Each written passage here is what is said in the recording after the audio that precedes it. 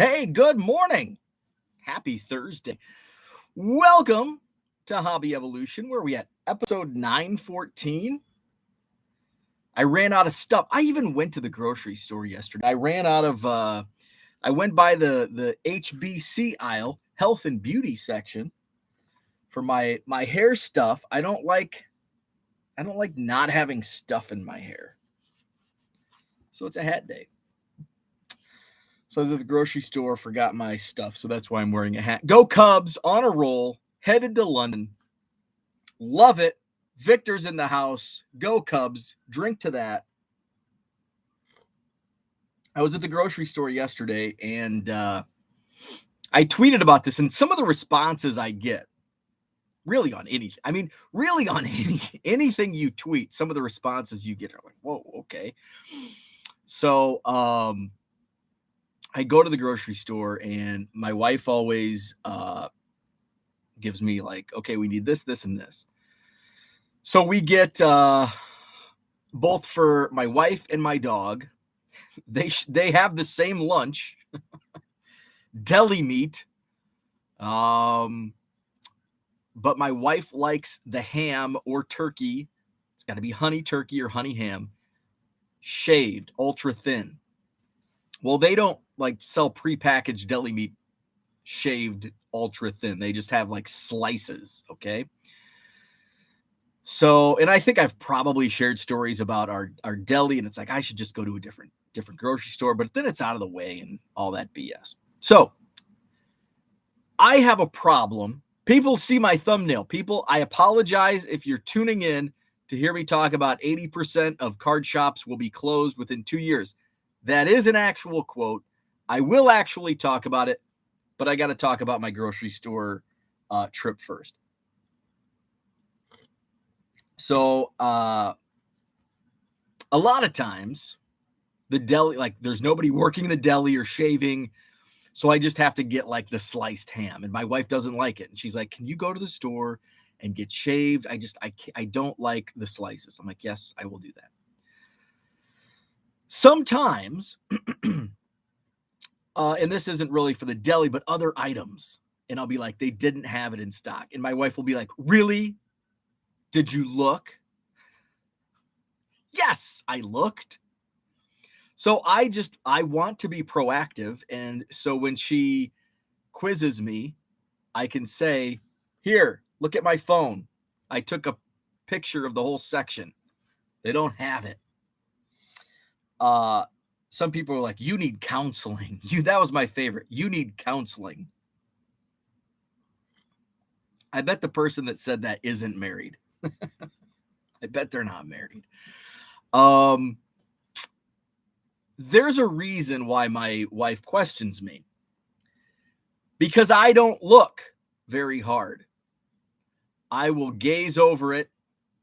It's like I'm half blind. A lot of times, although it's happened, roles have reversed, but 9 out of 10 times it's me, like I don't see it. And then my wife, it's like, it's right in front of your face. Oh. So there is reason, like there's reason for her to believe that the store actually has it, but it doesn't. Somebody also, one of my favorite tweets, positive tweets, was, did you also get did you ask if they had anything in the back? That's my favorite. Actually, it's my least favorite comment, because many people just assume, and I know this from my background in working at a grocery store. In high school, I worked at the local IGA. And people would say, well, do you have it in the back? No, we don't. Well, can you go check? It's not in the back. There's not this giant warehouse in the back of grocery stores that has everything imaginable that's not. If it's not on the shelf, have you gone into a grocery store? Do you see how many people are stocking shelves? If there's an empty shelf, I guarantee you there's not a product to put in that place in the back room. So when I worked at the grocery store, and like I wouldn't have like the old lady down the street be like, oh, well, come on and I'll show you the back room. But like my friends would come in and they're like, do you have any more Laffy Taffy? No, we're out. Do you have any in the back? No, we don't have any Laffy Taffy in the back. What do you think this is? Costco? No. I'm like, here, let me show you the back room at the grocery store. And they would come out disappointed because guess what's in the back of the grocery store? Empty effing boxes and random shit that I don't know what, like grocery bags, like junk. Nothing in the back. There's nothing. There's some pop. And guess what? It's pop that we couldn't put out because there's already a whole bunch of pop out on display. There's nothing in the back, folks. They don't have it in the back.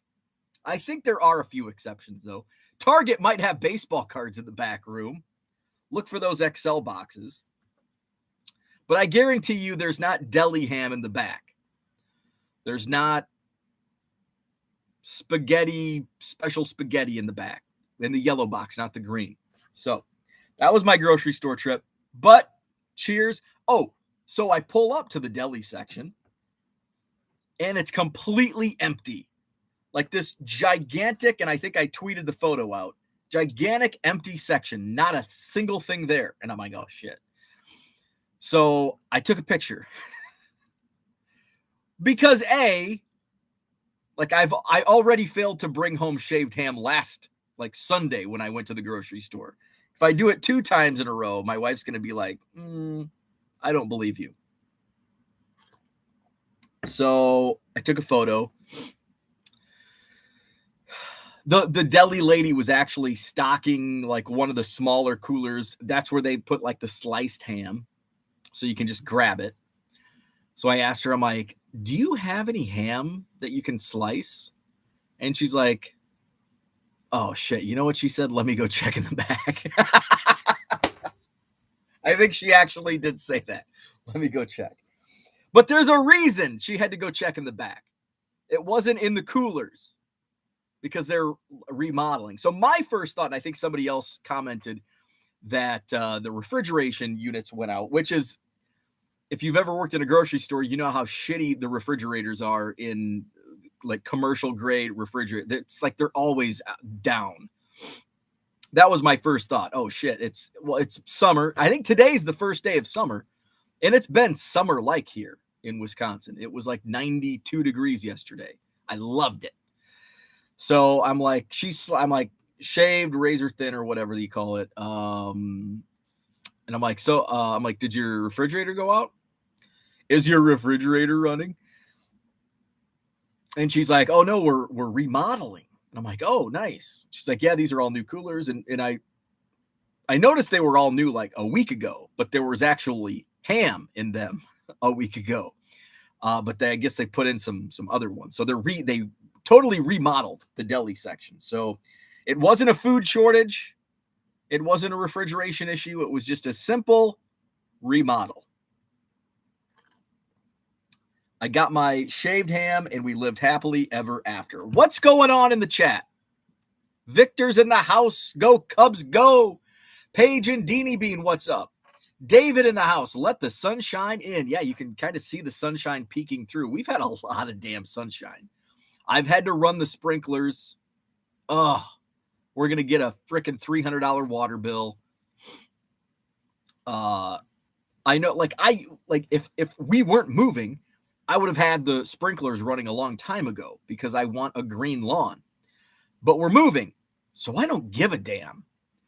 And I know, how bad it is, in your neighborhood, if you're going through a drought. If it's just here and there, it's a little brown, people put their sprinklers on, but when some of your neighbors start running their sprinklers, it's oh, John 4 doors down is running his sprinklers. It's really bad. If John puts his sprinklers out, it's bad. By the way, there's not a John that lives 4 doors down. I don't think so. Nobody lives 4 doors down from this way. Well, unless you hop across the street. 4 doors this way. See, Frank is next door, and then Jeannie, and then people I don't know, and then more people I don't know. See, that's what I don't like about living in Suburbia or a larger city is you don't know your neighbors. which is a good thing and a bad thing. Like in Anawan, like my wife and my mother-in-law, they've only lived in huge cities. And so they don't understand what small town living is like. And my mother-in-law would be like, so my mom is coming up to house sit when I'm at the National next. We're like a month away from the National, 5 weeks away from the National. Holy moly. So I'm going to be at the National. My wife and my mother-in-law are going to be overseas on a cruise. So my wife's coming up, or my wife's going to be in Europe. My mom is coming up to watch the dog and watch the house. And so my mom has 2 cats. She's become a cat lady. And I think 2 cats, I think once you hit the second cat, that turns you into a cat lady. She's a widow. So I think widow plus 2 cats equals cat lady. So she's got 2 cats. My mother-in-law is like, what's your mom going to do with the cat? Who's going to watch the cats? I'm like, who? There's like 40 people she can call like right now and they'd be over watching the cats. Like, this is Anawan. I'm like, there's an endless supply of people to watch your cat. Like here, we have Biscuit. If we like want to leave, it's like, oh my God, who's going to watch Biscuit? Well, my mom's out of town. Can we call these people? Like, we have like 2 people that can watch our dog. That's the downside to living in a big city. But the upside is you don't know your neighbors. You don't know your neighbors. And oftentimes that's a positive. So I've been running the sprinklers because my grass is the color of a glass of Bud Light.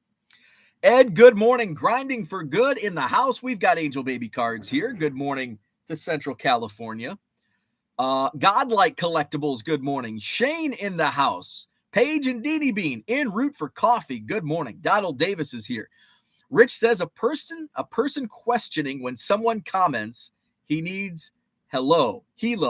I don't know what the hell that means. Are you okay, Rich? John says I'm in the same. Don't look very hard crowd. I'm not a browser. I'm a doer. That's my kind of shopping right there. That's my wife. That's why my wife and I shop separately, because she's a browser and I need a pair of jeans and a shirt. Boom. Okay. I like these jeans. They fit. I like this shirt. Let's go. My wife's like, oh, but what about this one? Well, I just told you I like this one. Well, do you like this one? No. Are you sure? Yes. I want this one and this one. Let's go. Same at the grocery store. In Costco. I had to go to Costco yesterday too. Ugh. That's like my least favorite place on the planet. No, the dentist is. Costco's my second least favorite. I know that's a hot take, folks. That is a hot take. I don't like Costco.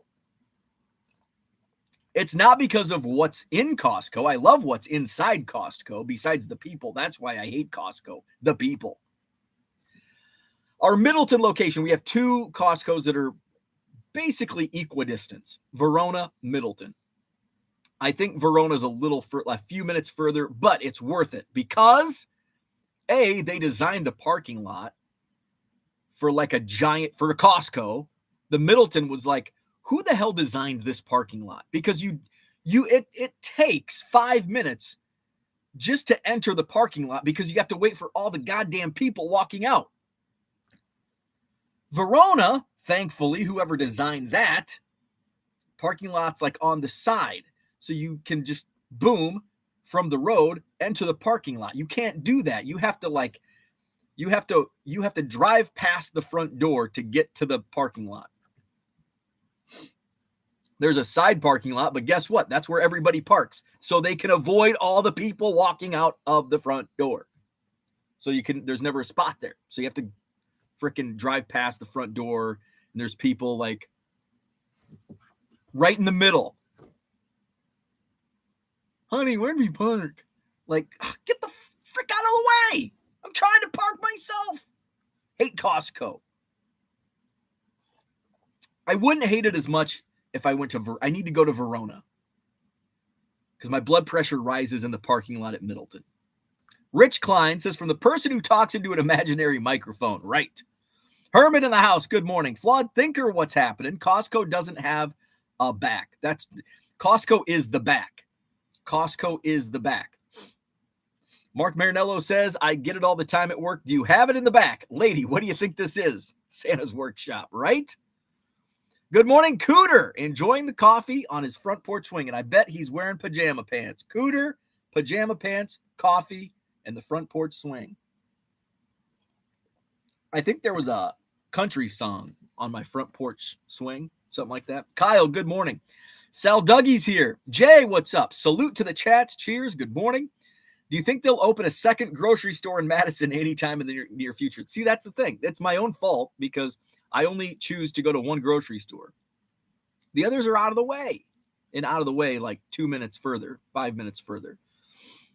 I go to the Pick and Save. We also have Woodman's, which is like the Costco of grocery stores. Hy-Vee would be my favorite, but it's way down on Whitney Way. I have to drive like 15 minutes to get there, 10 minutes to get there. It was better. I would have the card shop, the one that got flooded out like 5, 6, 7 years ago. That was near the Hy-Vee on Whitney Way. So that would have made it an easier pill to swallow. Like, I'm going to go to Hy-Vee. My wife, you go to Hy-Vee a lot. Well, there happens to be a baseball card shop next door. Harlan in the house. What's up? Tracy, good morning. Last summer basketball practice. Vacay starts on Sunday. Yes.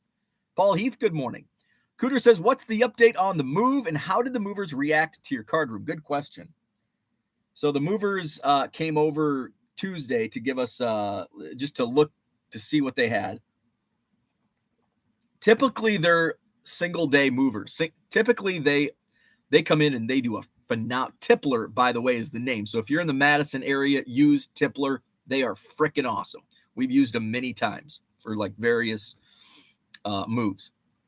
My wife and I, my mother-in-law, my wife's grandma, friends, family, all that.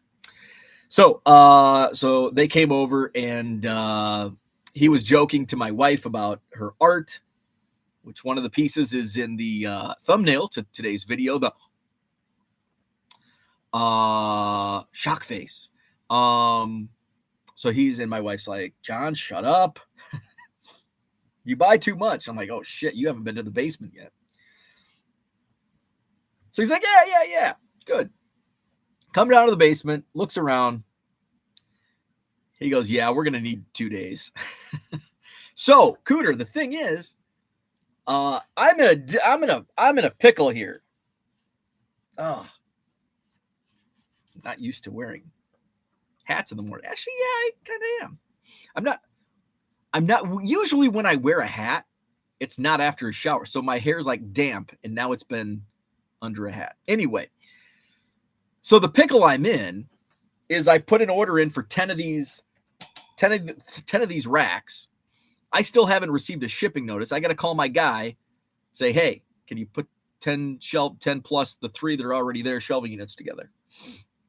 But I don't have a shipping notice, so I can't set that time yet. We're moving like my basement, like Wednesday, like 6 days from today, Wednesday. So that's when like all of this minus my inventory, I've got to figure out what to move and what not to move in the next 6 days. So, because I do want them to move a large majority of this. The only exception is some of my good Cubs stuff and my eBay store inventory. So they will like they'll take the shelves down, move the shelves. They can actually, the 3 shelves that I have in there will probably, those were the ones I was tinkering with for my eBay store, but I think I'm just going to have the 10 that are coming, use a couple of those, a few of those, when my guy can put those together. So I was hoping to have all of my shelving units up when the move happened, but it kind of came up faster than I expected. Cause that's what June 28th, was not, I was expecting like July 8th, 9th, somewhere in there. So that's where I'm at. So I think Cooter actually mentioned like do a time-lapse video of the move. And I think I would love to. And I was thinking like maybe because I won't be able to, I mean, I guess I could do some shipping in here while they're moving around, but it's not ideal. Putting like the camera that's boom right there, put it up there like to see the room and just do like a live stream. And then I could cut it down and try to figure out how to do a time lapse after the fact. Or I just take like some video and photos along the way. I don't know. But I would like to make some content out of the move next week. We shall see. If anybody has any suggestions, comments, opinions, gripes, let me know. Angel Baby says, very comfortable watching from my PC and commenting via smartphone while lounging in bed. Nice. John says, does it look anything has moved, Cooter?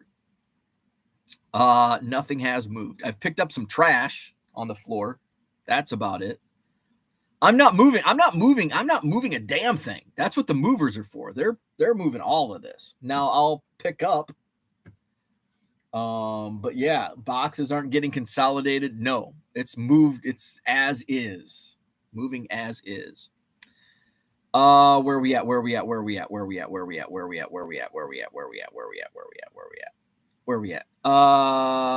Okay. Zach and Porter in the house. John says I'm regressing on the move. No one wants to check in back because there is people hooking up back there. Ho! That didn't happen at the Anna One IGA. I can assure you of that. Michael Renicky, what's up? Good morning. Redbridge in the house. John says, I'm not sure simple and remodel should ever be in the same sentence. I agree. Bo is avoiding any preparation while he awaits a visit from the card fairy to get things ready. They're ready. Jay says, I love that Cub logo hat. Awesome stuff. Thank you, Jay. My buddy Ryan gifted this to me. Ryan, you may know him on Twitter as Ripping Left-Handed or Ripping Left-Handed. Ripping One-Handed. Ryan. John doesn't run sprinklers. Pick another person. Let's see. Zach says, I accepted an offer to procure a card from a seller last night. My concern is I won an auction from this seller on June 19th, and that auction win hasn't moved. How would you handle this? Bitch. Send that asshole a message. The wife-mom thing is a common mix-up. There's been books written about it. Careers made. Zach and Porter says there are still in the window for delivery, but these items wouldn't come standard PWE given their size. I'm starting to wonder if I got scammed. Cooter says John now has roomies to watch his dogs. Typing is tough. A person questioning if someone needs help, and that person who is being asked for help talks into an imaginary mic. John says my wife needs to touch everything in the store. Big Harv, what's up? I might stop watching after the not liking Costco take. Again, I love Costco and the deals and the items. I just don't like dealing with all the people and the damn parking lot. If it was a much simpler, I feel, and this is why I don't like shopping at Woodman's. I don't like I just don't like people. I guess that's just the bottom line. I just don't like dealing with people. My ideal scenario would be walking into a fully stocked store with zero people around. I used to, back in the day, back when I could stay up past 10 p.m., I would go to Walmart at like midnight because the only other people there were like one cashier and the guy mopping the floor, with the big machine. That was it. Nobody else was there at midnight. I loved it. And the whole store to myself. That's my ideal scenario of shopping. I hate shopping. Costco is heaven. People will foul it up. I blame the food samples. Yes. I steer clear of the foods. When my wife and I do go together to Costco, and she knows how much I like, she's like, I'm going to Costco. You can stay home. Because she knows I'm just a bitch. I'm a little bitch at Costco, and I'll admit it. And I hate the food section. So when my wife goes back to the food section, like, I'm out, especially on a weekend because there's all the damn samples, like, and people are crowding around. Like, come on, Just let me get the mozzarella cheese, please. I don't need a sample. My wife will make a meal at the sample stations at Costco. Like, let's not eat lunch. Let's go to Costco and eat the samples. No, because then I have to wait and stand in line with other people. So I just go to I'll stare at the TVs, and then I'll go to the book section. I'll pick out a book, and then I'll go see what beer they have. I'll catch you at the freezer section. Good morning, Dan. What's up? I always wondered what percentage of LCS owners fall into the curmudgeon category. I feel there's been a shift. I am going to talk about card shops because of the jaw-dropping quote that I heard yesterday. But I think it's far less. Like, growing up as a kid in the 90s, I felt like every card shop owner was an old curmudgeon. And I mean, that's why The Simpsons had comic book guy. Like, that was the prototypical card shop owner. There's still a few left. There's still some old curmudgeons running their card shops. But I think a lot of the card shops that have popped up in the last decade are, the younger generation, our generation. And, there's always a generation gap. And we always bitch about the younger generation. Our elders bitch about us. Their elders bitched about them. It's a cycle. The millennials, they're going to bitch about the next generation. It's just a thing. Thumbs down if you heart Costco. That's how the Sam's Club lot I go to is designed. It's annoying as hell. Yes. Thank you. Mark had my Costco run yesterday. It's like they were giving stuff away. It was easier getting out if a Jets game at MetLife Stadium. Mark's Costco is a madhouse. Cooter says only one Costco here filled with beautiful people from the wealthy burb who thinks their shit doesn't stink. Good thing Bo stated yesterday he doesn't like to share his opinion. Right. Busted. Heading to the Dominican Republic for the weekend tomorrow morning. Nice. I'm drinking my quad coffee in the parking lot I paid for the next 15 minutes. Get your money's worth. Dude will drive 25 minutes to Starbucks. I don't think you're talking about me. I don't drive to Starbucks. I don't do Starbucks. I used to like Starbucks. And then when they became readily available, like Chipotle, I was never a big Chipotle fan. There's gonna be a Costco and Chipotle lover that's just cursing me right now. Chipotle, overrated. Chipotle is overrated. Cooter says, sorry, Bo, in my dad uniform, cargo shorts, tie-dye shirt, cap and sandals, no socks, pajama pants or winter only. I've got my cargo shorts on. Got my khaki cargo shorts on. Good morning. Cody's in the house, 608. A 2-second drive down the road to the next entrance is hard. What's the next entrance? There's people everywhere. They're like, the Costco parking lot is like a sidewalk with an anthill. There's just ants everywhere. There's people everywhere. It's like, it's like sand in your clothes at the beach. Like, how did I get sand here? That's how people are in the Costco. Like, why are you here? People. Bo loves people. Moving companies are the greatest invention. Yeah, absolutely. 100%.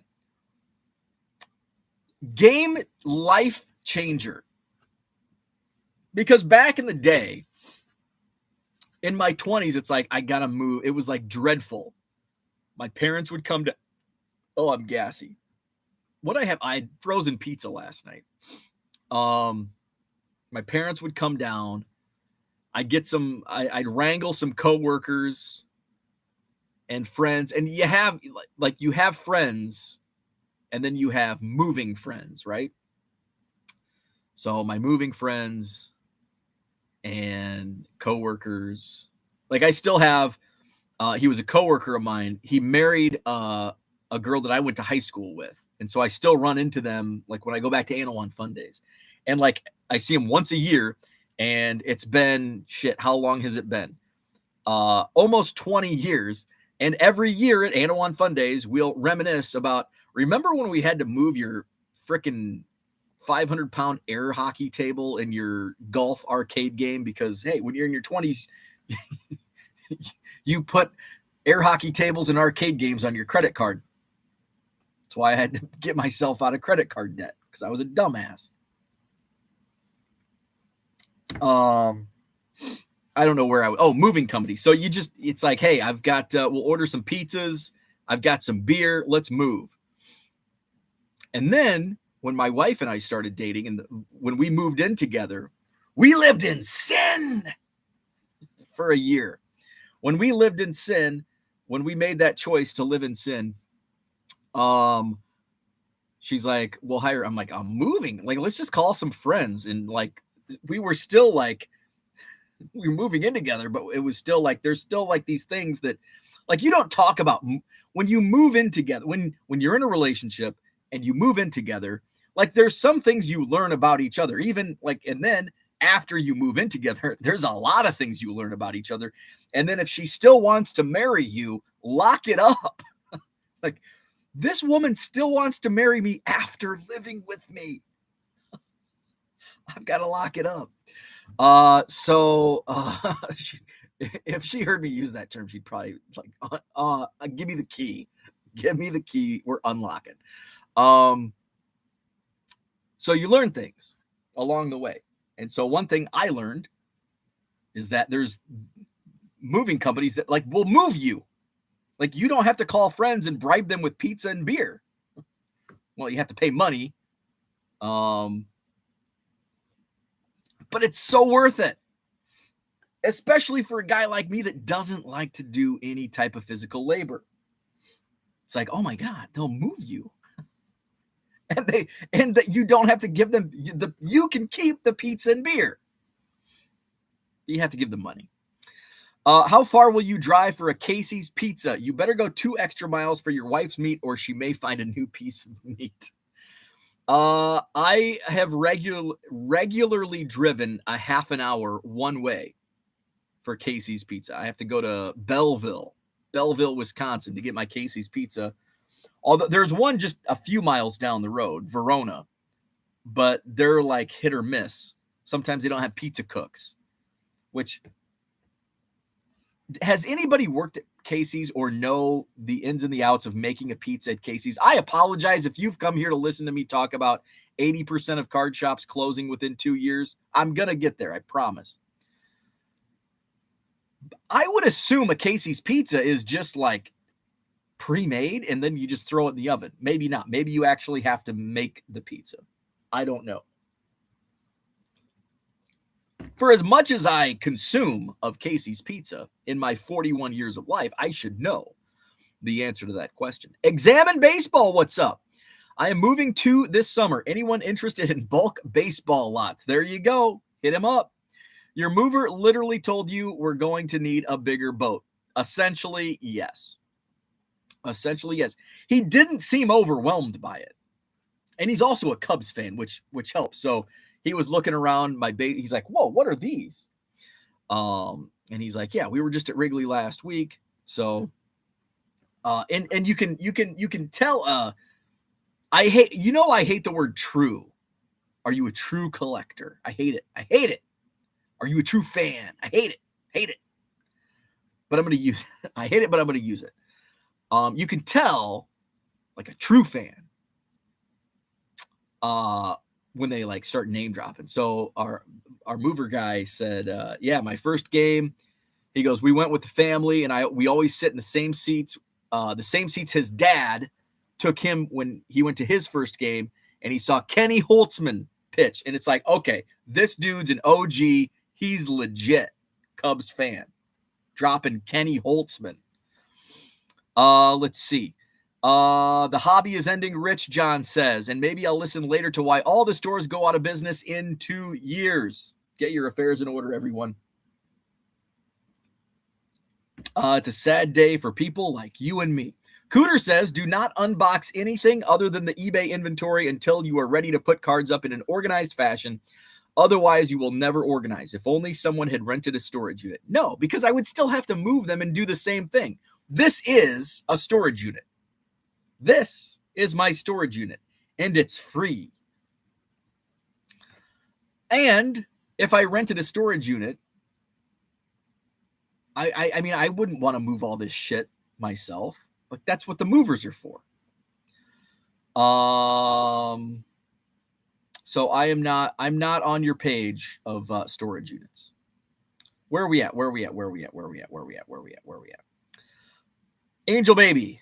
Dodgers and Cubs clearly have a talent trade relationship if you haven't noticed. Yes. I can't wait for you to espouse on that on Hobby Evolution this weekend. Paige and Deanie Bean says, how exciting. I think the shock of not having boxes wrapped around you might be too much for the audience. Cooter, if someone had only used certain types of boxes for the different types of things, I didn't have time. I don't have time to do that.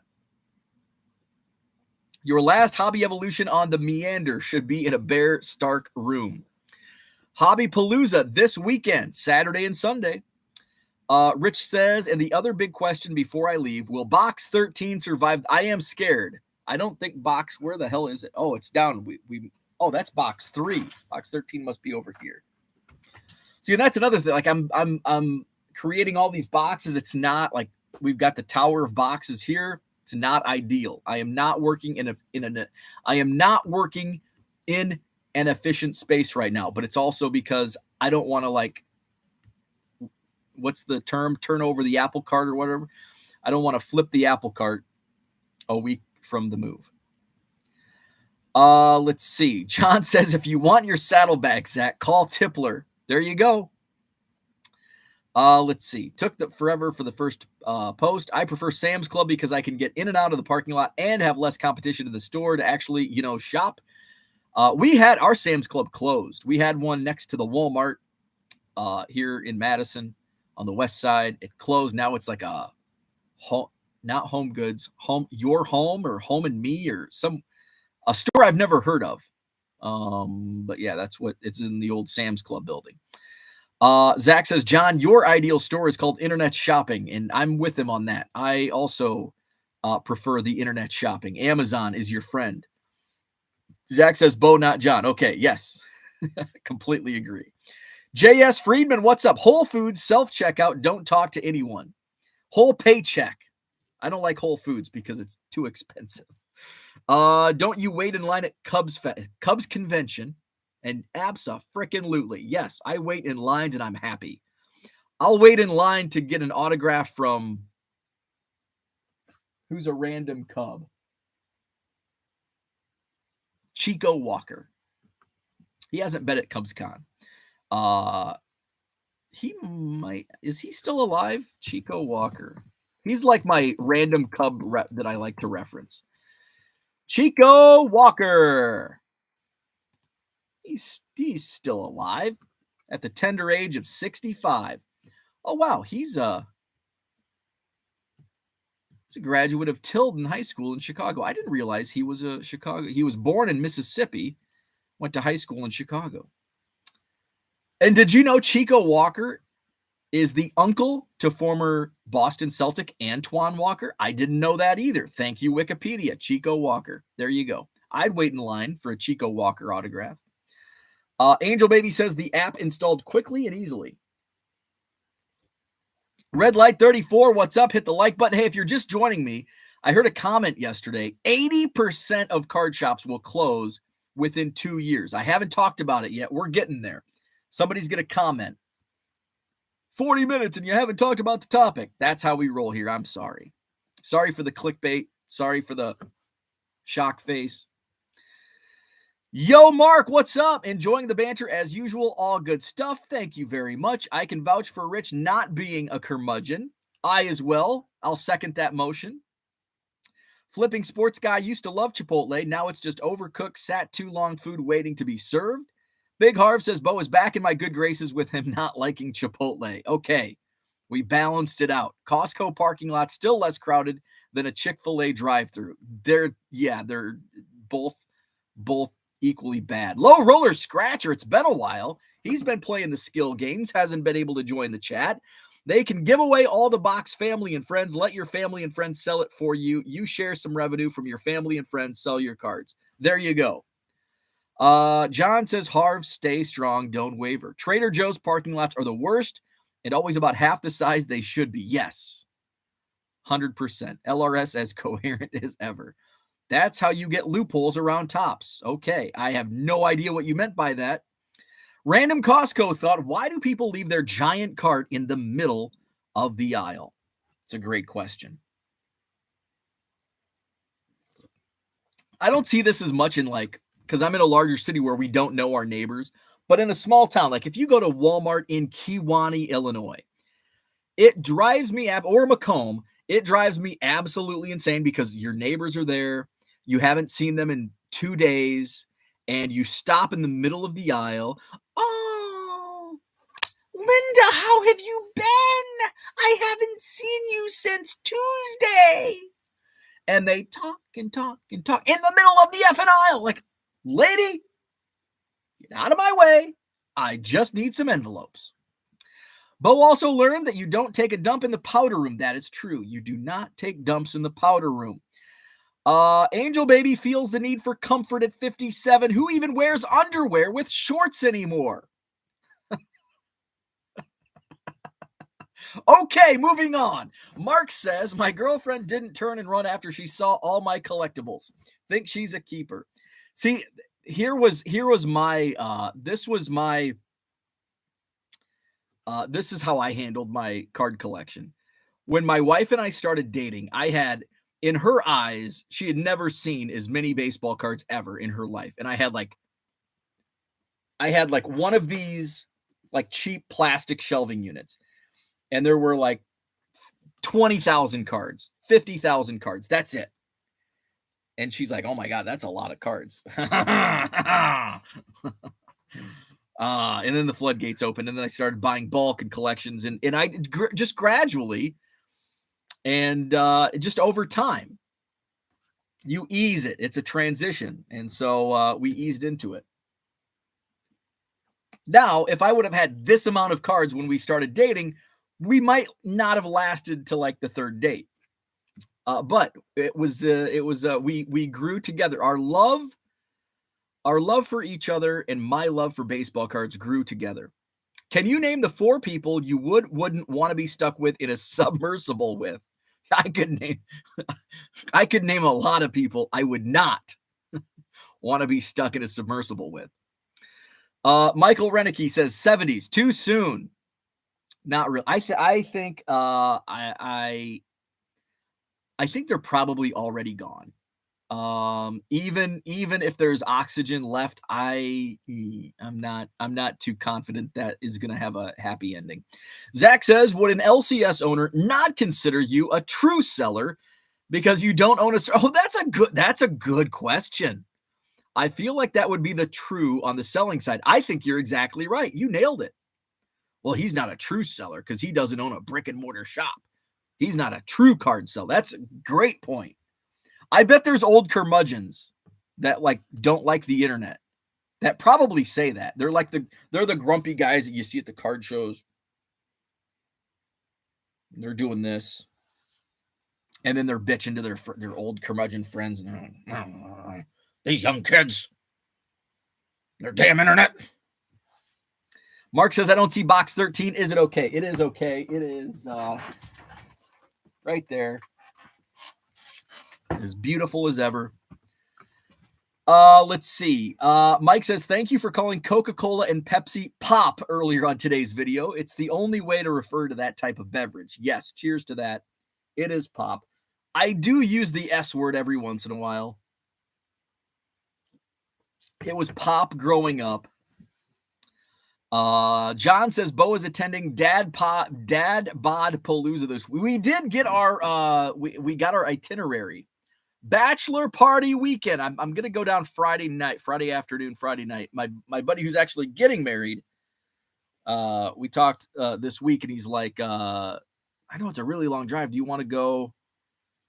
Do you want to go down early? Do you want to go down Friday? And I'm like, yeah, let's do it. So let's see. So we got the hotel. Our agenda. It doesn't start till Saturday at 5 p.m. We're gonna meet at the hotel. It's connected to the hotel bar restaurant. Gonna meet there for a drink and a small app. Like what? This is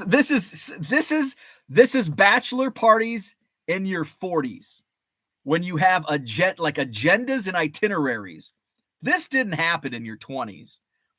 This is like my wife's bachelorette party. He's like, we went at 4 p.m. We went and had mimosas. And then at 5 p.m. we went and did this. And then at 6 p.m. we had our spa day. That's like bachelorette parties. But I like this because this is like my life now. Like thank God I'm not in my 20s anymore. Was it fun at the time? Yes. Do I want to relive it? No. 6 p.m. We've got reservations for dinner at the place across the street. So like everything's within walking. Like, hey, this is like perfect dad bod 40s bachelor party. Then we're going to throw axes at 8 p.m. Now we're getting close to my bedtime. And then rest of the night, we're just going to bar hop. And I'm going to be in bed by 10. So dad bod palooza this weekend. Thankfully, no golf because I don't golf. Let's see. Season 2. By the way, 80% of card shops are going to close within 2 years. We're going to talk about that in a few minutes. Season 2 of The Wire was shot in an abandoned Sam's Club in Essex, Maryland. Have you ever seen like abandoned photos of like malls? Are my favorite. Abandoned mall photos are like just amazing and like sad at the same time. It's like, oh my God, that's Sam Goody. Oh my God, that's the arcade place. What the hell was the arcade place called? Anyway, Zach says, Pete Crow Armstrong loves Costco. Strike 2. We love the random talk. The topic is just a bonus if we get there. We'll get there. We're landing the plane. Stuke says, good morning. What's up, Stuke? Chick-fil-A parking lots on Sunday are amazing. There you go. Hey, they'll advertise. They'll spend their advertising dollars on a Sunday, but they won't feed us chicken, them bastards. Cooter says we really need a Q&A with Mom and Mrs. Bo. So many questions. Low Roller says the tops say you can't sell the product on eBay or Breakers online. This is loopholes I found. Give away all your boxes for family and friends. They can sell it online for you so you can make money. That was the creepiest laugh ever. Austin, what's up? Late to the show, but good morning. You haven't missed a thing. We've just been talking about Costco, Chipotle, and grocery stores. We will get to the topic soon. Alex says Chico Walker story in the 80s when he played in Rhode Island at for the Paw Sox. I was maybe 10. I remember fans chanting, Chico, go back to Puerto Rico. So effed up. Wow, that sucks. Where are we at? Good morning, Hall of Fame card collector. Angel Baby says, my wife sometimes says, oh, Angel Baby, your boxes are so big and filled with field men. Shane says, I love calling it soda pop. From like, whenever I hear soda pop, it reminds me of The Outsiders. It gets people up in arms. It's either soda or pop. It can't be both. Fun Factory. C&M Collectibles in the house. Did the card shop die in 2000 before? As a new shop, we hope to be in the 20% in 2 years. Oh, yes, Austin, opening up a shop. Stuke. Let's see. Since the 80s, we never called pop anymore. We weren't too Devo for that old name. Stuke says we have some solid card shops in the Minneapolis-St. Paul area. So I touched on this yesterday. Didn't go into deep, but Topps released some letters. Topps letter. I should have had this prepared. I'm an idiot. But Topps sent out a letter. There was only, as of yesterday, there was only 2 points that came up. But Neo Cards and Comics on YouTube said he has the full list that Topps sent. And he's supposed to be releasing the video today. He has. So it is online. Stick with me first, and then you can go watch his video. I'm gonna copy the link. Here it is. I haven't previewed this. I think it was just released. There's the link. So save that for after my stream. So Top sent out a letter to if they want direct allocation, they have to abide by all of these rules. And I'm like, holy, I'm reading through this. Not only is could this be damning for card shops, but we could see a trickle down effect to consumers that want wax. And my thought process is, if they're doing this, what else does Fanatics have up there? Like, what else are they going to do? That's the scary part. How will it affect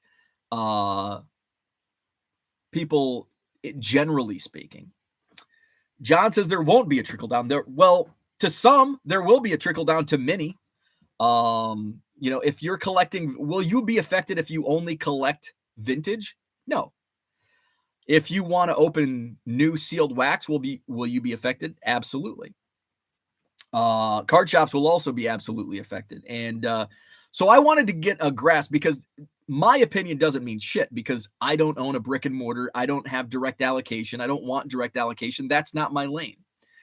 But I still think it's big news, and I think it could lead to other big news. And initially I thought this Fanatics taking over, it was going to be a good thing.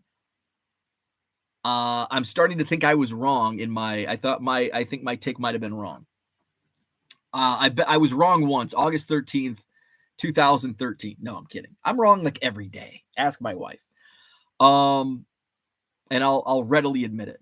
And I was kind of thinking rainbows and lollipops with Fanatics. It's going to be great for all. We're going to smush out the distributors and the third parties. Does it make sense business-wise for Fanatics to do what they're doing? Abso-freaking-lutely.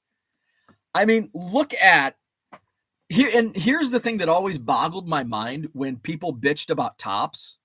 Tops is only in it for the money. No, they're not. No, they were not. Tops was not in it. 5 years ago, if you were saying Tops is only in it for the money, just wait. Just wait. Look at how much money Tops left on the table. Selling a hobby box for, like, you go back and look at factory prices. Let's go back and look at factory prices. I have access to some of these numbers. Bowman. And I think Bowman, let's just look at 2021 Bowman. Where were we at hobby box? Does anybody remember? I'm thinking we were already at or above the $300 hobby box back in 2021. 2021 Bowman factory price was actually higher than I expected. The factory price, so what Tops charged for hobby boxes in 2021 was $121.54. And those hit the market, I think they were around $300, maybe even $350. So Tops was charging $121.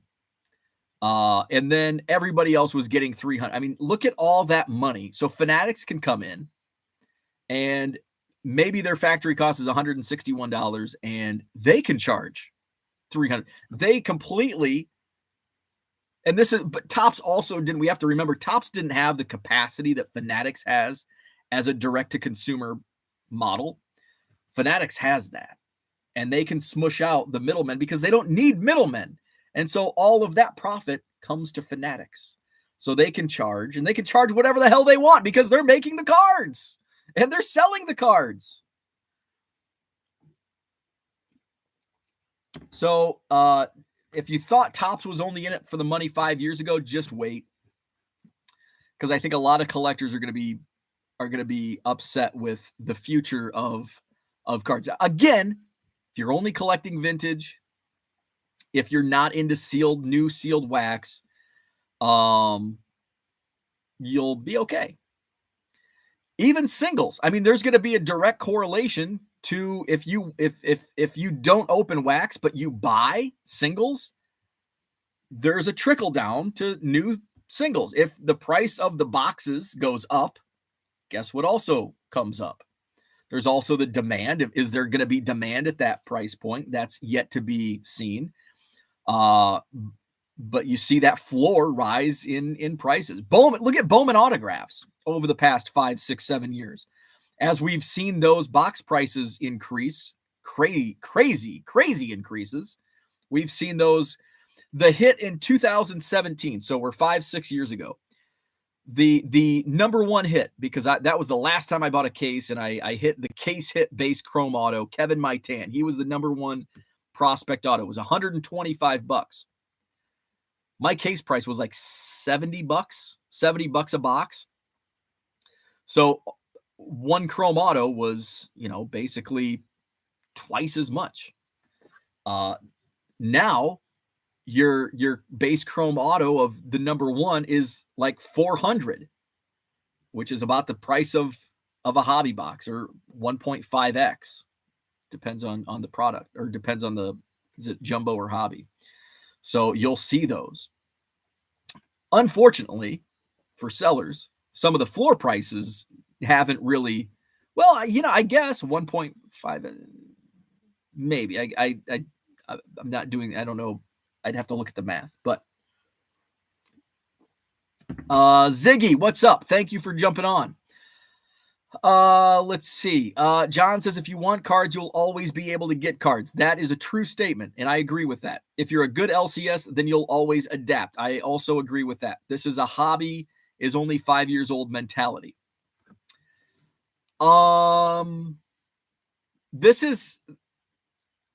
I don't agree with that, because this is uncharted territory. The hobby has never seen what we've seen in the last year and a half. The hobby, it's going back 50 years to when I guess you could really call this a business, an industry, in the early 70s. There's never been so much upheaval in this hobby industry. Paige and DDB, direct allocation sounds dirty, but we would be interested on seeing it on video. So, and let me talk about direct allocation. Well, let me talk about direct to consumer and my thoughts on that. I both love and hate it. I love it for the accessibility.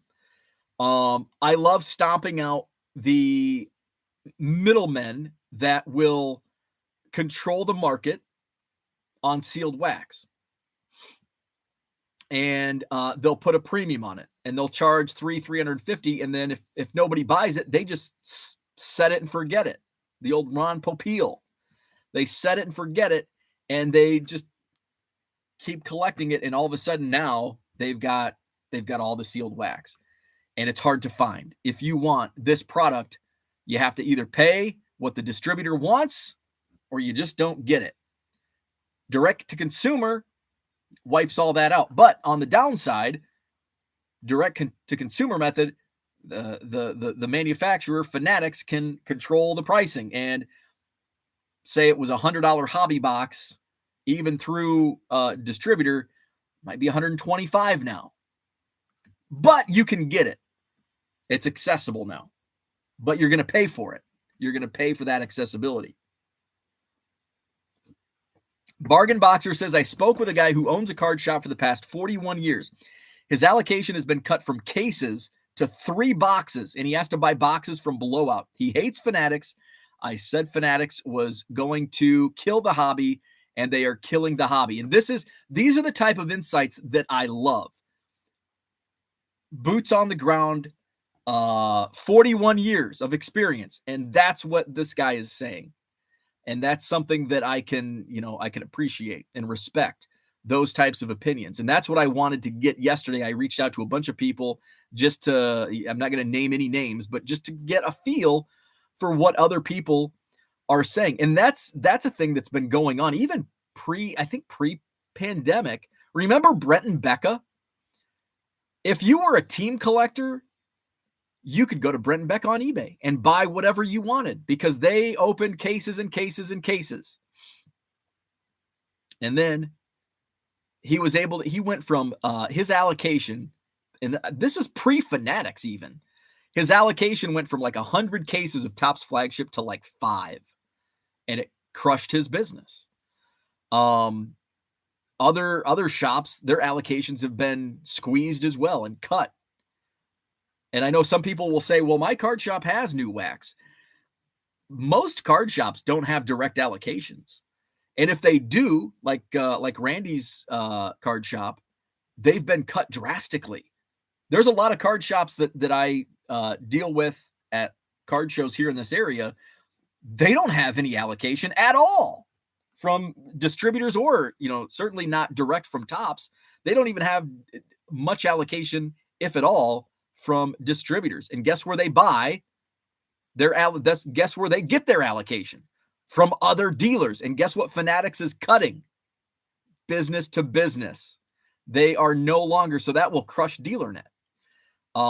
There will no longer be, you can't sell Topps products. I mean, I guess you could still get Panini and Leaf and Upper Deck on DealerNet, but you won't see any Topps products because they're stomping out the business to business. And that's where a lot of your small card shops depend on other dealers to get their wax.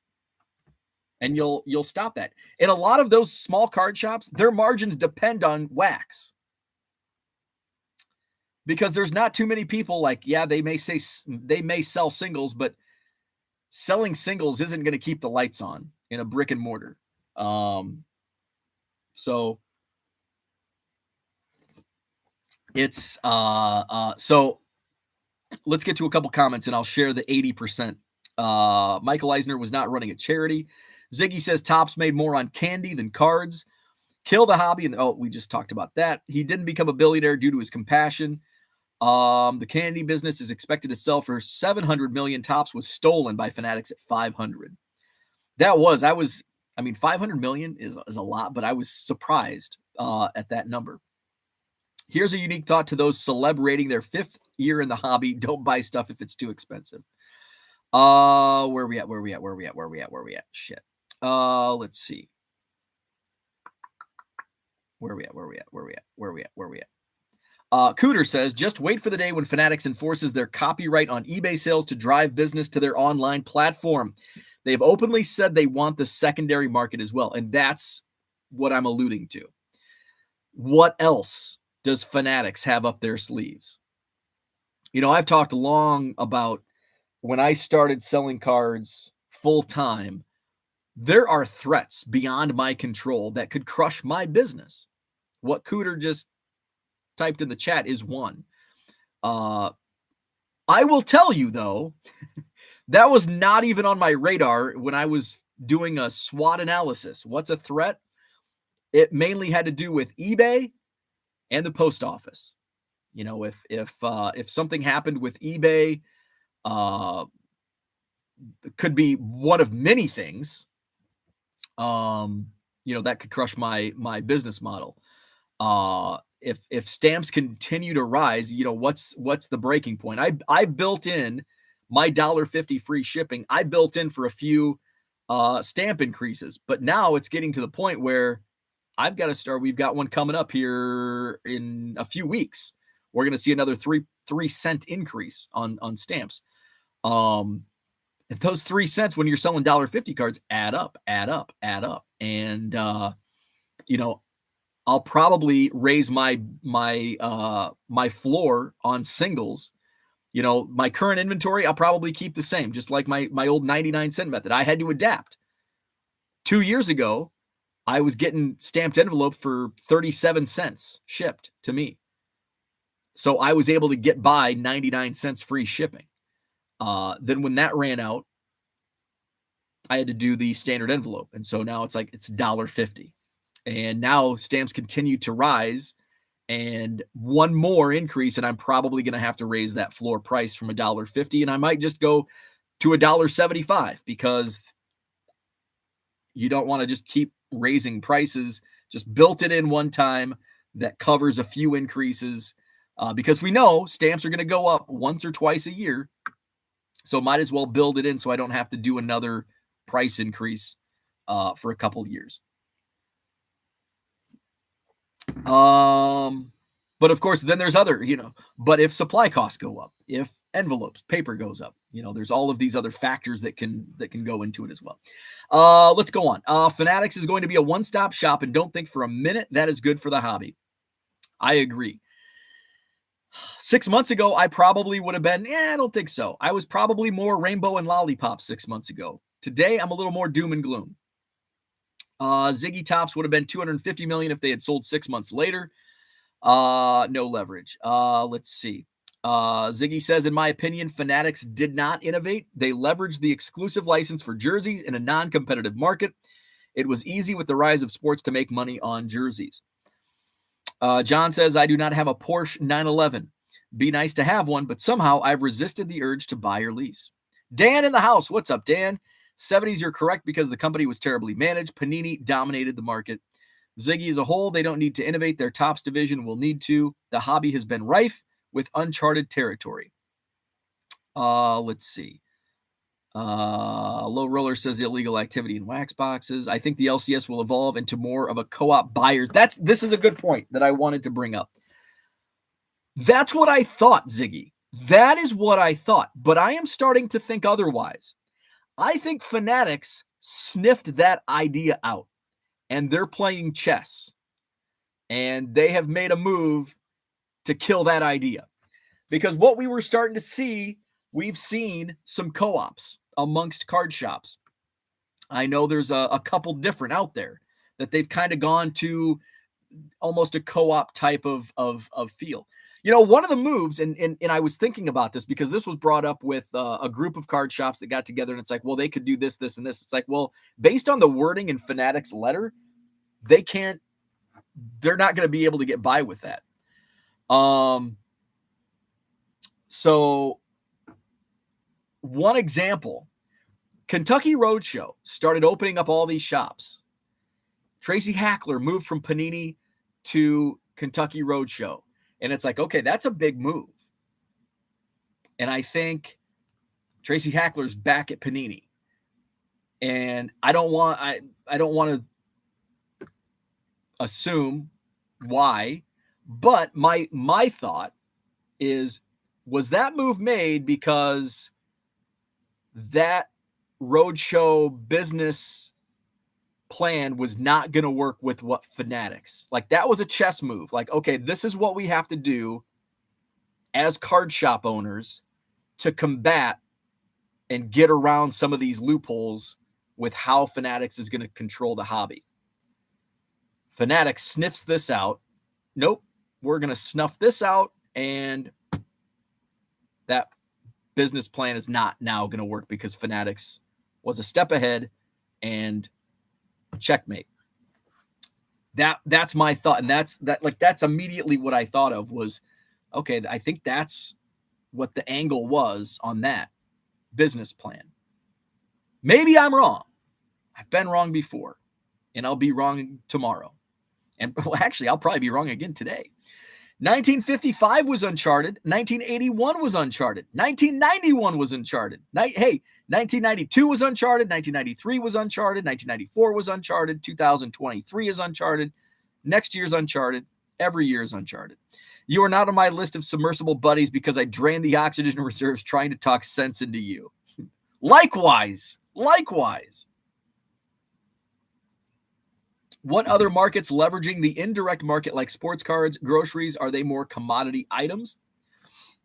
And see, that's what, IGA is a cooperative. It works in the grocery business because there's multiple distributors. There's only one Fanatics. There's only one Tops.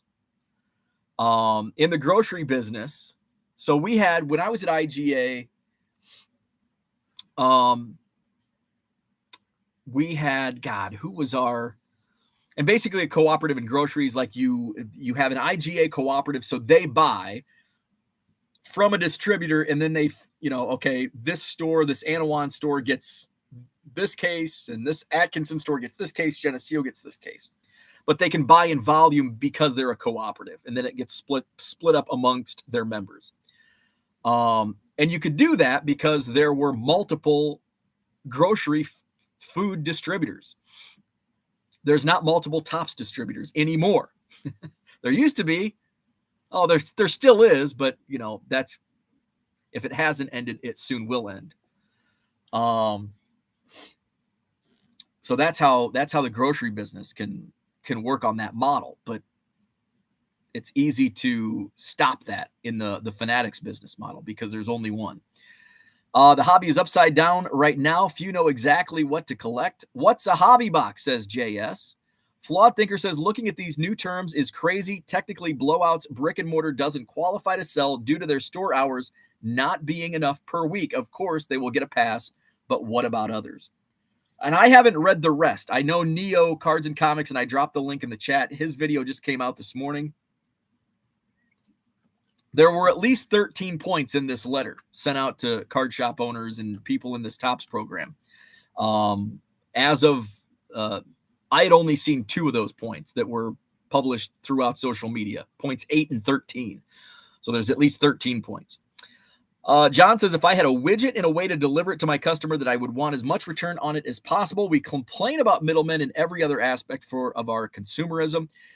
And I don't think we're not complaining. People that complain about distributors within the hobby are not complaining about middlemen per se. It's how the middlemen are holding back. And it's not about pricing. It's about blowout, going out and buying cases upon cases of product, only releasing X amount. They can set the prices, and because they have a massive control of the inventory. So that's the good of Fanatics controlling it.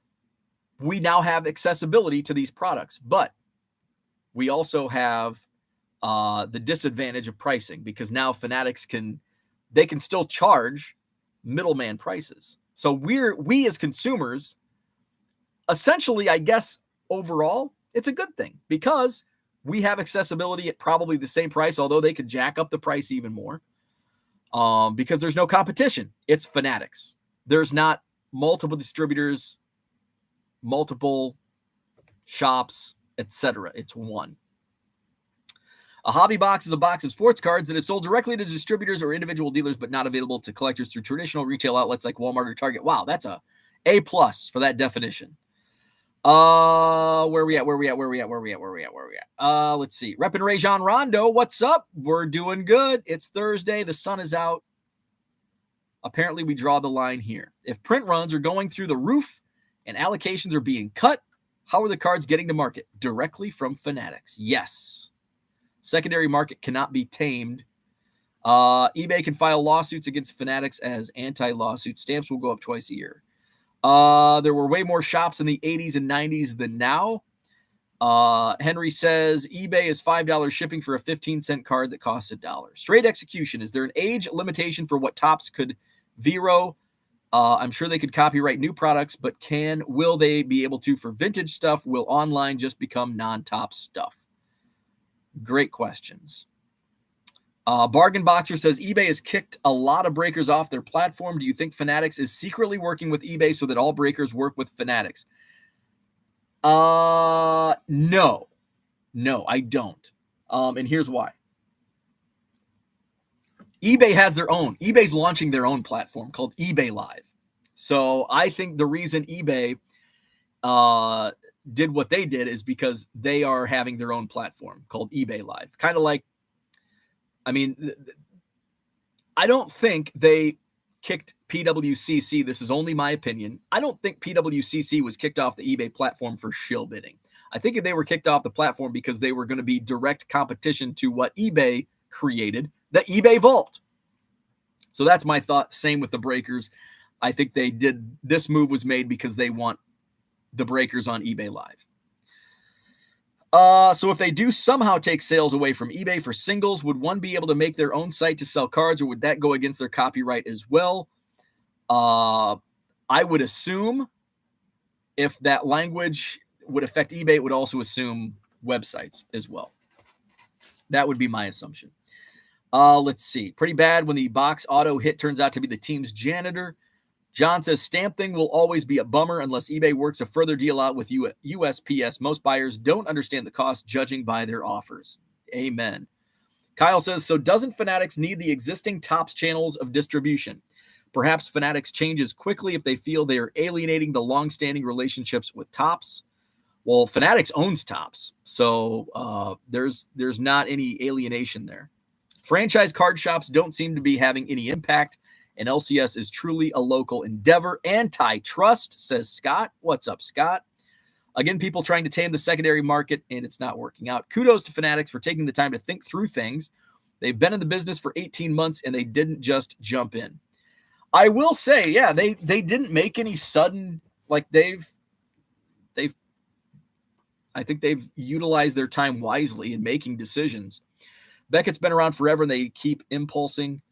But the LCS shops where I'm at are having to almost give away their inventory just to tread water. Even CS, whatever, is making some strange decisions.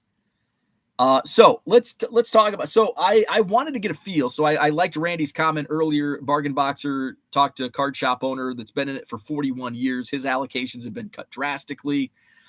And he thinks Fanatics is killing the hobby. And I talked with somebody well-respected within the industry, knows card shops, knows how Fanatics works. And his comment, like my mouth literally went when I read his comment. He said, and I quote, actually, it wasn't a direct quote. Actually, it was worse than his quote was actually worse than my title to this video. Quote, 80% of card shops will be out of business in 18 months. He followed up with, if that were an over-under number, I would take the over. That was a well-respected person within the industry. 80% of shops will be out of business in 18 months.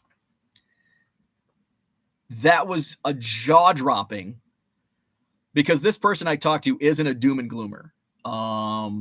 So when he says something, I believe it. And that really made me think.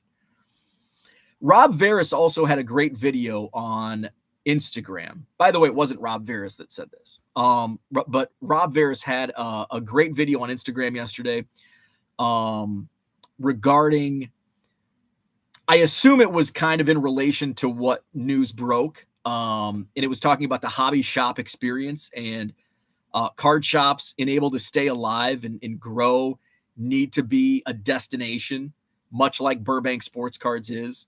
So if you follow, great video, and just very, he seems like a very transparent. He's going to tell it like it is. And I really like that about him. And so that video that he put out about, to stay alive, hobby shops need to be a destination. They need to be opening, because I think the shops, just in my opinion, the shops that close are going to be the small shops that they're not going to get the direct allocation. It might be the old curmudgeons that don't like the internet. Those are the ones that might not make it. And if a shop's been in business for like 40 years, 30 years, 25 years, I think they'll be safe. Like if they've made it this long, and each individual shop, not every old curmudgeon is the same. Some may not have to make money. Maybe they built their money elsewhere and this is just a thing and I'm still going to do it. It's my retirement gig. So I think, those can stick around, but for a true shop to make money and make it a business, a real business, it will have to be, you'll have to adapt. You're not going to be able to, the hobby boom is over. You can't live off retail boxes anymore and sealed wax anymore. Let's see. John says, I disagree. No LCS I've ever been to is giving anything away. Their lawyers are smarter than your lawyers. Is Fanatics trying to regulate an unregulated hobby? That's kind of the feeling I'm getting. There's only one, Capri Sun. Let's see. Fanatics is trying to streamline the business they hold the rights to. Fanatics. Where are we at? Skip too far ahead. There we are. Fanatics will stop due to antitrust lawsuits. So we have hope. LRS, you know nothing about antitrust. Distributors were running a racket. Fanatics will get rid of that racket. Fanatics is not doing anything to violate any antitrust laws. Tops is their brand. Bam. About time you got the point. Let them take the share of the pie they deserve from distributors. Let's see. They aren't taking that pie off the consumer's plate. John says Fanatics may give away cards in order to entice you into buying their higher yield fan products. Seems all the card protections, numbering, etc. slowly began compelling hobbyists to prefer cards that are clearly and carefully controlled. John with a comment of the day. LRS, you are violating common sense. eBay is public company. They don't want bad publicity if you breaker scammers online. Ziggy says, I realize I am still in shock from Fanatics' generational announcement in April. Rookie patches. They really, yeah. Here's our generational announcement. Rookie patches, and then they drop these nuggets on us. Like, let's see. Kyle says to LRS, when you own a brand, you get total control over that brand. You get to choose who you sell to and how your product is resold. Scott says the hobby box hit sucks when I purchased one. Let me tell you a story about Scott Nelson. He opened a Heritage Blaster box at the Madison Card Show in 2021, I think, and hit a Hank Aaron red auto. Now, he's bought a couple hobby boxes since, and he's got duds. I think the hit in his most recent hobby box was a Christian Yelich napkin patch. But you're still working on house money, man. Hank Aaron red auto out of a blaster box. So you've got a couple duds to go. Let's see. Card shop owners and breakers will tell you the sky is falling. They want the public outcry to leverage their position. Fanatops can provide their own relics with the jerseys that don't sell. PWCC was becoming a serious alternative to eBay. John says dealers never tell the truth. It is, you really have to be careful, especially on social. Like, I don't have sponsors. I don't have direct allocation. Like, I can bitch about Tops and Fanatics, and I don't have any repercussions. Maybe they won't ever invite me to open product to rip on video. Damn. So I can share my thoughts, but I would be afraid to go out there online, on Twitter, on Instagram, on YouTube, and share thoughts, because then you're affecting, I mean, they can shut you out. So yeah, I mean, I agree. Like, especially if it's in a social media public platform, like if a card shop owner's saying this, like, do you really believe it? So do I think it's all doom and gloom? No. Do I think it's all rainbows and lollipops? Certainly not. It's somewhere in between. The truth is in the middle. Jason Puck, what's up? Com C, says Henry. Let's see. Where are we at? Angel Baby said Com C kind of did the same thing. Probably why you don't see them nowadays the way they were huge in 20. Com C's still really big. I don't think, kind of like they're not huge and I don't really, I feel like Com C, and this might be just because I'm more ingrained into the hobby today than I was in 2017. But I feel like Com C is bigger today than it was 2017. It was certainly bigger in 2021, but what wasn't in 2021? Some shipping won't go up, but cards will go up $1 or $2. John says, thank you for correcting yourself about shops not being able to adapt. If you've had a shop for a few decades, you've proven yourself to be adaptable. Yeah, if a shop has been in business for multiple decades, they've proven they can adapt. Look at the night. If a shop was open before 1992, And they survived that. I mean, the hobby in the mid to late 90s was pretty brutal. The hobby in the mid 2000s, pretty brutal. That's why, all things being equal, when I went to selling cards full time, there's going to be a lot of people that are selling cards full time right now. You know what? I honestly think maybe 80% of people doing a similar business that I'm doing, 80% of those sellers will be out in 18 months because it's a grind. And there's very small margins in it. And sometimes you have to adapt.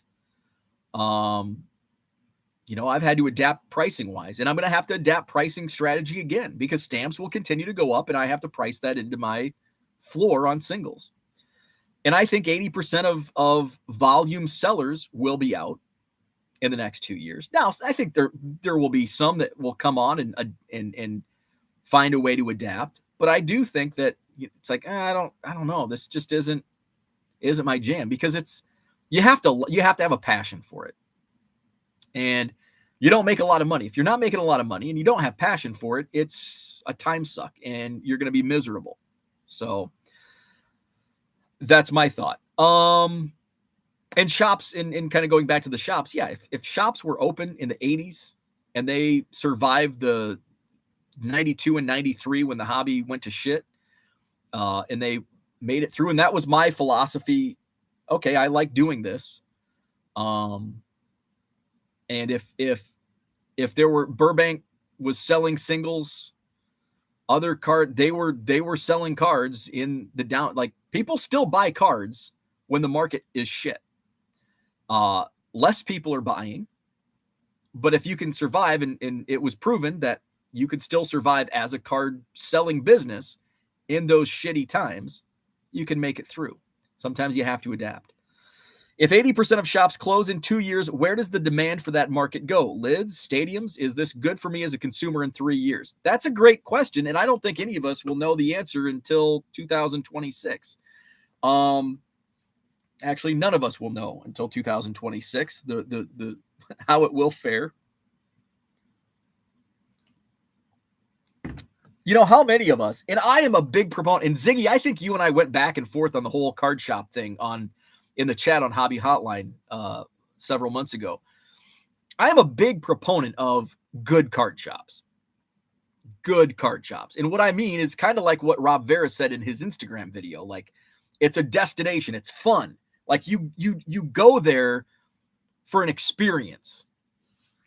It's not just you go when we have one card shop here in Madison. I haven't been in a couple of years because it's not a destination.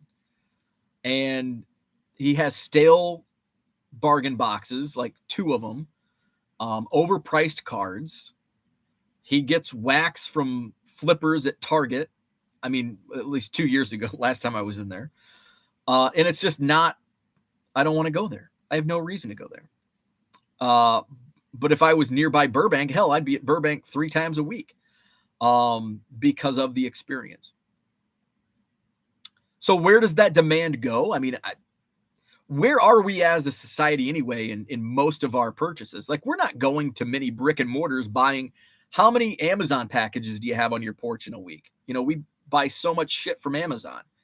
So much is done online. Most of my you know what? Most of my inventory comes from card shows. Dealers at card shows is where my inventory comes, but most of my PC comes from online. I can't tell you the last thing I bought at a brick and mortar card shop. So I think, I think it's just going to be a continuing trend of where do you buy your cards now? I bet most people don't buy a majority of their cards at card shops. Andy Mack says, this is similar to modern companies like Apple. They control who sells their products and for how much money it sells for. Oh, that's a good point. Scary. Trust fund card shop owners is what I see a lot of lately. Fanatics is going to get rid of anyone and anything that's in their way. That's what it seems like. In my business, I have to provide service anymore because the general public can buy the same price as business owners on product. Thanks, Amazon. Right. John says dealers are playing a game, the good ones at least. That's how they survive, and I don't begrudge them. We just need to take whatever they say with a grain of salt. I agree. 100%. Let's see. Where are we at? This is good discussion today. Like it. Love it. The first instinct is business. Absolutely. Because it's your livelihood. Pawn shops will eventually bottom out the cards like other collectibles. John says ComC has a lane that works for them. They have many loyal adherents. They probably are wise enough to know their sweet spot. Shane says, do you think eventually they take over grading as well? Yes, I do. Can get their products graded by PSA or SGC. I think that's one of the next steps, procuring a grading company. Any boom has people needing to exit after the peak. Oil, gold, real estate. Shop owners, would you consider taking on more partners and co-op your business? It's more than the cards. You can provide a lot of card services and opportunities. I'd like to see more kids co-op. Remember all the professional poker players there were 15 years ago? I actually don't. How many? From what I've seen, more and more cards will become a barter form of currency. I have a confession. I'm waiting for my shop owner to sell so I can buy him out. Let's see. You need to adapt. Hockey and soccer, says Low Roller. Ziggy talking to Shane. I don't think they take on grading, but if they could remove the need for grading, if they make excellent authenticated products and factory seal like coins. Burbank is an anomaly due to how long they've been open and how smart Rob is. Not everyone can create what Rob has. Absolutely. And I think that goes to what somebody else told me on the 80%. By the way, my Bitcoin is back. Congratulations. Hey, man, want to buy my 96 Topps Chrome Kobe? Ziggy says, you are one of my favorites in the hobby. I really appreciate your discussion, debate, and so damn nice, too. Thank you. I appreciate that. Randy, Bargain Boxer, says, the way to survive these days is to sell supplies. That's another thing. Like a lot of card shops, like smaller card shops, I think they're getting by on supplies and wax. And, the margins aren't that great. Supplies like I'm getting, and I'm not buying like extreme. I'm still getting, like, I'm not getting pallet volume, which you can save. I actually had somebody reach out to me, in person at the show, the Madison Card Show this past weekend, and say, hey, would you want to go in on a pallet of top loaders? And I'm like, yeah, like depending on the price point, his quote that he received, I don't know how current it was definitely like, yeah, we can make decent margin, but you have to buy pallets at a time to get those margins.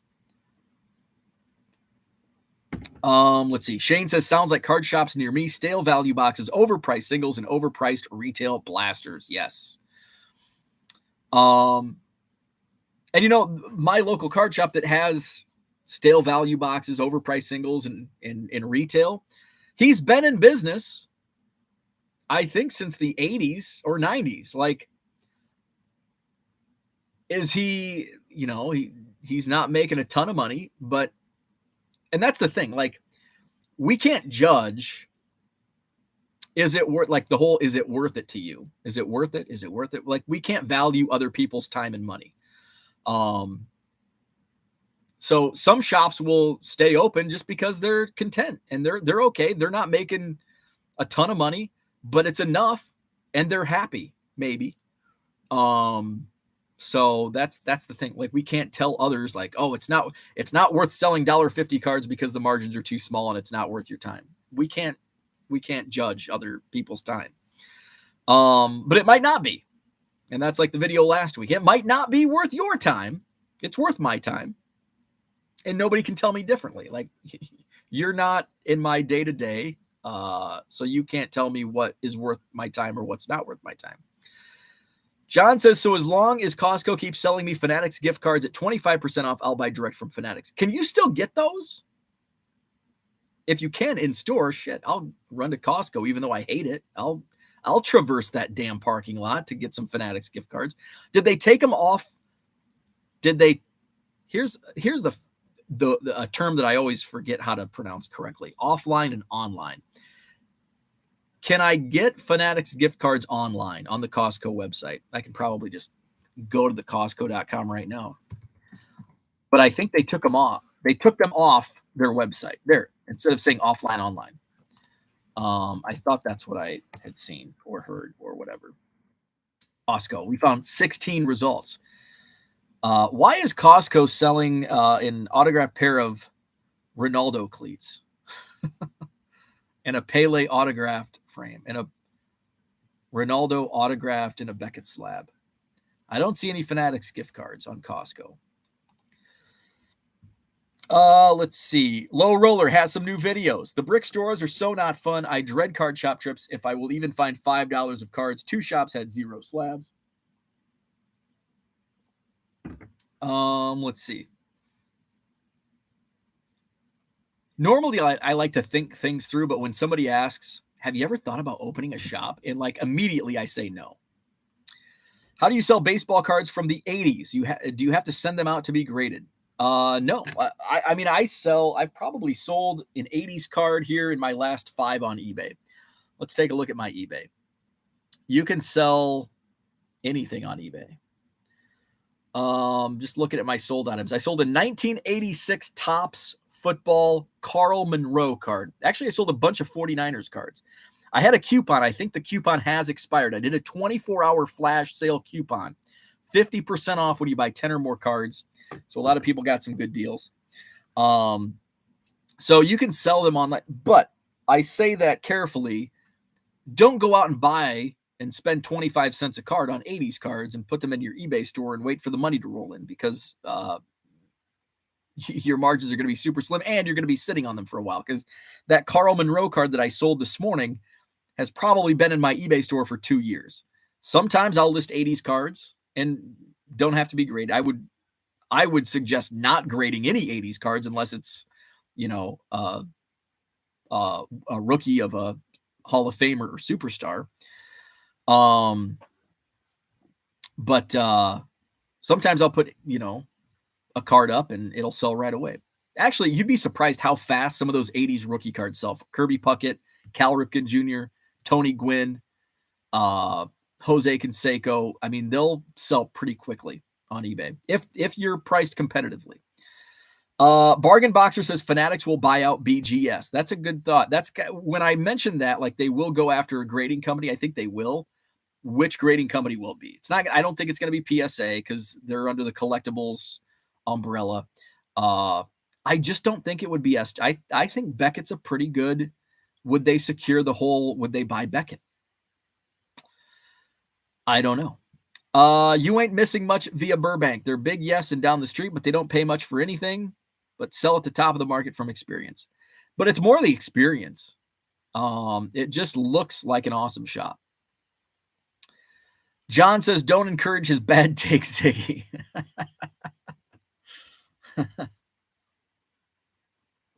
Thank you, John. Shane says, I don't think they package cards like coins, losing out on money from people sending in to get graded. If they do that, lots of money for them to make if they take over grading as well.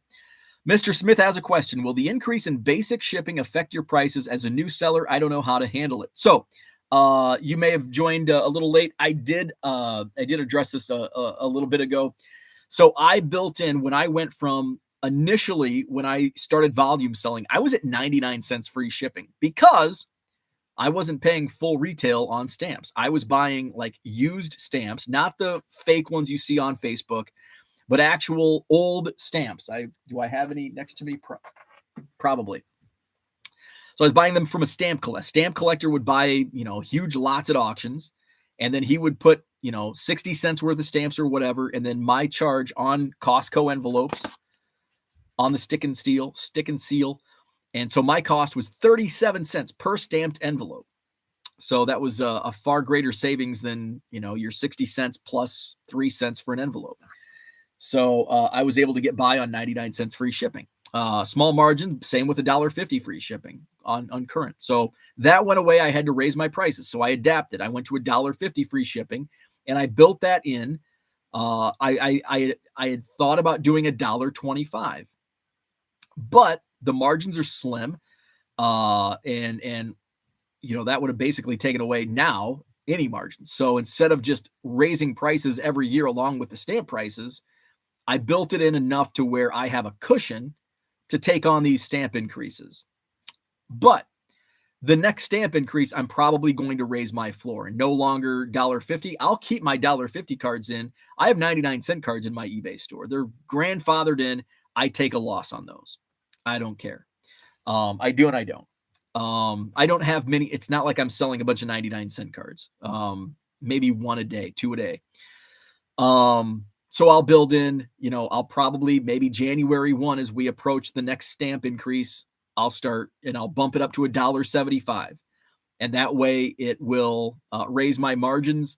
And as stamp prices continue to rise, as they always will, I'll have that built in so I don't have to adjust pricing every 6 months or every 12 months. Angel Baby says, lately, now I understand why the cards at Walmart are near the restrooms. Where we at? Let's see. Shane says, so much for listing cards while listening. This is a great discussion. This has been great stuff this morning. I appreciate it. By the way, I'm going to drop the link again, the full list, what we're talking about. And I haven't seen the full list of what Fanatics and Topps, their terms and conditions went to card shops. Neo Cards and Comics on Twitter. Can I copy that? There you go.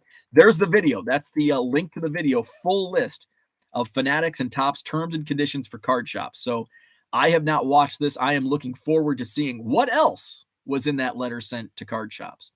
David says, can you help me with some expertise? How do I get the PWE service set up? It's just under, when you list a card, go to shipping. When you're listing a card, it's like eBay standard envelope, and that's all you do. And then you go just like you would print postage off eBay for bubble mailer or anything else. You just select the eBay standard envelope. If it's a single card, and this is, I think, new sellers, it may default to like 3 ounces, so it's going to show up $1.08. Change that to 1 ounce if it's a single card or even 2 cards. 1 ounce is only 60 cents price of a stamp. Get yourself a kitchen scale or a postage scale. That way you can know if it's 11 or I ship 11 to 12 cards in a PWE using standard envelope, using 3 ounces. I showed the video. That video's on my channel. I show you the process. 11 cards is what I shipped out. Penny sleeves, card savers. Each card was penny sleeved, and there were 4 card savers used, a piece of paper and some blue tape. Came out to be 2.2 ounces. So I used the 3 ounces and on the standard envelope. The gift cards are rotational. They pop up in store every few months. Aha. So maybe I should go to Costco more often. Flawed Thinker says, do card shops pay Fanatics up front or after they sell product? If they pay straight up, then it's their property. They can do as they wish. Why should Fanatics care what happens with the cards? Control. I've sold a Conseco Rookie Cup card each day of this week. People are buying 80s and 90s all the time. Absolutely. Bronco in the house baseball card illustrated. Wait, what show is this? I thought this is where we all meet up to talk about pizza, wrestling, and what happens in the powder room. That was the first 40 minutes. We did discuss that in the first 40 minutes. The last hour, we've been talking about Fanatics. COA for me is 1 cent. The reason it's going on 2 hours is that we talked about food, powder rooms, and the clickbait topic. We covered all the bases today. Austin talking to Angel Baby. From what I know, Burbank pays 75 to 80% of comps, which is high for most shops. Seeing the same now with our 80s and 90s inventory. Burbank, like Michael Eisner, is not running a charity. They do pivot. Henry says, is mint grading still a thing? I don't know. I didn't get into any of the grading stuff. I just remember watching the shit show that HGA became. Burbank is a great shop for singles, but I'm not a wax buyer. Will Fanatics go after Pokemon, Yu-Gi-Oh, and Magic the Gathering? I don't know. Burbank can be a little overwhelming. If Fanatics took over grading, then the expectation would be 10s only and nothing less. I feel like that could be a lawsuit possibly controlling the pop report. Let's see. Low Roller says I should raise it to $2. I don't want to do that because then I would sell less. Grading and manufacturing is a bridge too far, in my opinion. Very dangerous territory. See, I do have my limits. Low Roller says stamps go up. Yeah, they go up in about 3 weeks, I think. July 20th or something like that. Henry buys older stamps for 50% off eBay, but that may change soon. It's not easy to find legit stamps at any discount. That has become tricky. I would not trust any of the current forever stamps. There's actually a sign in my local post office that they are well aware. My local post office, they are like, I don't drop my PWEs there. I drop them in a blue box or in another post office because my local post office, they catch everything. And they're catching on to these fake forever stamps. So I would not buy Facebook Marketplace, eBay. I'd steer clear forever stamps at a discount. What I was buying was like old stamps, like we're talking like 1960s and 70s and 80s and 90s. That a stamp collector would buy in auctions, and then he would sell these stamps to people. Let's see. Angel Baby has a Walmart 326 feet from my front door. You might be able to hit a baseball to Walmart. Let's see. I don't know if I could hit a baseball 326 feet. Actually, you know what? I could not. I know I could not. Austin says, well, yeah, of course, every shop pivots. Then if a card is on the decline, I'm not going to value at peak price. John says there can be stipulations on distribution of a product by a manufacturer. Fanatics can simply not sell to a dealer if they don't comply. Exactly. Ken, what's up? He sold a Conseco 10 card lot last night. Jason Puck says Walmart parking lots are entertaining. The whole Walmart, talk about an experience. Walk into a Walmart. Flawed thinker. 99% of companies control pricing and distribution exactly like Fanatics is going to do. Has anyone ever been successful from advice LRS has given? Is there any empirical data of his hot takes? John says Andy is smarter than many. Low Roller says they used to be no forever stamps in the 1990s. Yes. When did forever stamps start? Like late 90s, early 2000s? I remember that was like, oh, let's just buy millions of stamps. Seemed silly at the time, but now as stamps go up twice, it's like, man, I should just go and like invest in. If you invested in stamps in 2010, like what was a price of a forever stamp in 2005? And if you would have invested $1,000 in stamps in 2005, what would you have today? I wonder how it compares to the S&P 500. Let's see. John says LRS finally laid a truth on us. Forever stamps. 2007. Oh, it's close. Power reading to end the show. Power reading to end the show, Bo. I'm running out of. Not only this is how long the show has gone. I ran out of my coffee, and I'm almost complete out of my mug. I bought some birthday cake donuts. I went to the store semi-hungry. I went to the grocery. So I'm going to end it with some. We're done with Fanatics talk. We're done with card shop talk.